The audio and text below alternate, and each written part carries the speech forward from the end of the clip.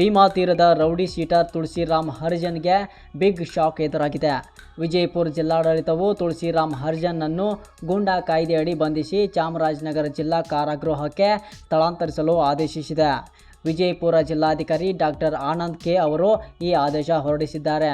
ಬಂಧಿತ ತುಳಸಿರಾಮ್ ಹರಿಜನ್ ತಂದೆ ಪಂಡಿತ್ ಹರಿಜನ್ ಅಲಿಯಾಸ್ ಬನ್ಸೋಡೆ 27 ವರ್ಷವನಾಗಿದ್ದು ಮೂಲತಃ ವಿಜಯಪುರ ಜಿಲ್ಲೆಯ ಇಂಡಿ ತಾಲೂಕಿನ ಅರ್ಜನಾಳ್ ಗ್ರಾಮದ ನಿವಾಸಿ. ಪ್ರಸ್ತುತ ವಿಜಯಪುರ ನಗರದ ಗಣೇಶ್ ನಗರದಲ್ಲಿ ವಾಸವಾಗಿದ್ದ ಎನ್ನಲಾಗಿದೆ. ಪೊಲೀಸರ ಪ್ರಕಾರ ತುಳಸಿರಾಮ್ ವೃತ್ತಿಪರ ಅಪರಾಧಿಯಾಗಿದ್ದು ಸಾರ್ವಜನಿಕ ಶಾಂತಿ ಮತ್ತು ಸುವ್ಯವಸ್ಥೆಗೆ ಧಕ್ಕೆ ತರುವ ಚಟುವಟಿಕೆಗಳಲ್ಲಿ ತೊಡಗಿಕೊಂಡಿದ್ದಾನೆ ಎಂಬ ಆರೋಪವಿದೆ. ತುಳಸಿರಾಮ್ ವಿರುದ್ಧ ಭಾರತೀಯ ದಂಡ ಸಂಹಿತೆ ಹಾಗೂ ಭಾರತೀಯ ನ್ಯಾಯ ಸಂಹಿತೆ 2023ರ ಅಡಿಯಲ್ಲಿ ವಿವಿಧ ಪ್ರಕರಣಗಳು ದಾಖಲಾಗಿವೆ.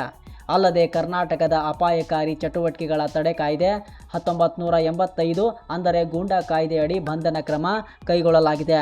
ಆರೋಪಿತನನ್ನು ಚಾಮರಾಜನಗರ ಜಿಲ್ಲಾ ಕಾರಾಗೃಹದಲ್ಲಿ ಬಂಧನದಲ್ಲಿಡಲು ಆದೇಶಿಸಲಾಗಿದೆ.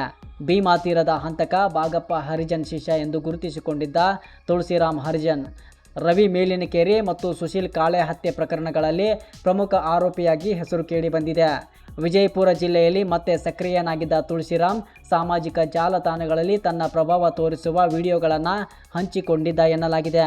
ಇತ್ತೀಚೆಗೆ ನೂತನ ಮುಖ್ಯಮಂತ್ರಿ ಡಿಕೆ ಶಿವಕುಮಾರ್ ಅವರನ್ನು ಭೇಟಿಯಾಗಿ ಹೂಗುಚ್ಛ ನೀಡಿ ಶುಭ ಕೋರಿದ ವಿಡಿಯೋವೊಂದನ್ನು ತುಳಸಿರಾಮ್ ಸಾಮಾಜಿಕ ಜಾಲತಾಣದಲ್ಲಿ ಹಂಚಿಕೊಂಡಿದ್ದ.